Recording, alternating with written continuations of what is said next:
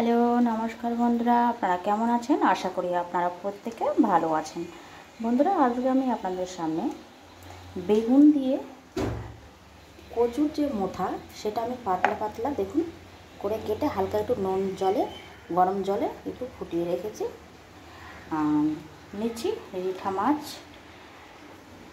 এখানে নিয়েছি আদা জিরে বাটা, শুকনো লঙ্কা বাটা, ফোড়ন দেওয়ার জন্য কালো জিরে, দারচিনি, এলাচ,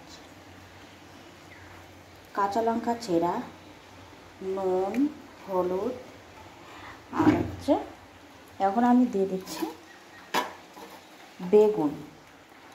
তো বেগুনটাকে এখন আমি নুন হলুদ দিয়ে মেখে নেব।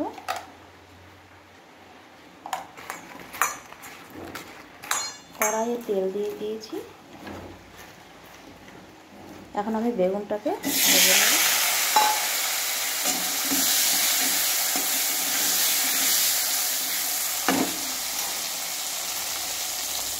এখন দিয়ে দেবো সেদ্ধ করা কচুটা। কচু আর বেগুন দুটোকে আমি লাল লাল করে ভেজে নেব। তো এখন এটা আমার এগুলো ভাজা হয়ে গেছে, এখন থেকে তুলে নেব। দিয়ে দেবো ফোড়ন, কাঁচা লঙ্কা চেরা, দিয়ে দেবো মশলা, আদা চেরা, শুকনো লঙ্কা বাটা, দিয়ে দেবো নুন,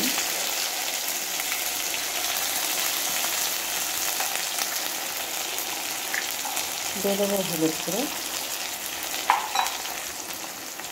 একটু নেড়ে নেব।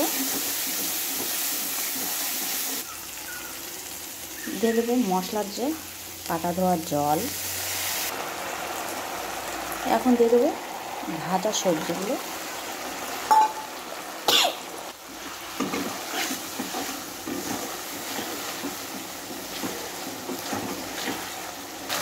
এটা ভাজা হয়ে গেছে, এখন দিয়ে দিচ্ছি আমি ভাজা মাছগুলো।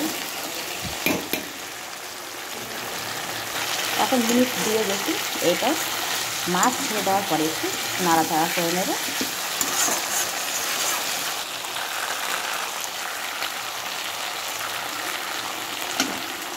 তো আমি আবারও মাছ দেওয়ার পরে আবারও হালকা একটু সামান্য জলের ছেঁকে দেবো, দিয়ে একটু নেড়ে নেব। জলটা দিলাম এই কারণে বন্ধুরা, যেহেতু মাছটা আমি পরে দিয়েছি, তো মাছের ভেতরে যেন মশলাগুলো সম্পূর্ণ একটু ঢোকে, তো এটাকে কষিয়ে নেব। তো এখন এটা খুব সুন্দরভাবে দেখুন মশলাগুলো তেল ছেড়ে দিয়েছে। এখন দিয়ে দেবো জলটা একদম আমি বেশি দিলাম না বন্ধুরা।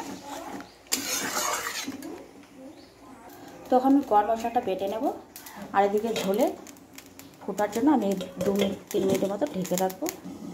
তখন দেখে নিন কতদূর কি।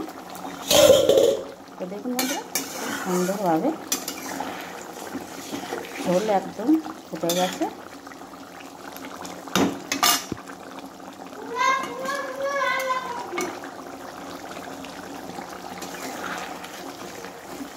তো এটা বেশি ঝোল হবে না।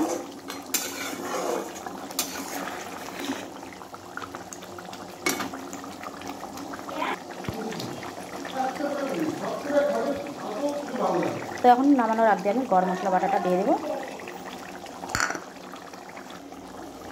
তো এখন গরম মশলাটা বাটাটা দিয়ে দিয়েছি, এখন এটাকে আমি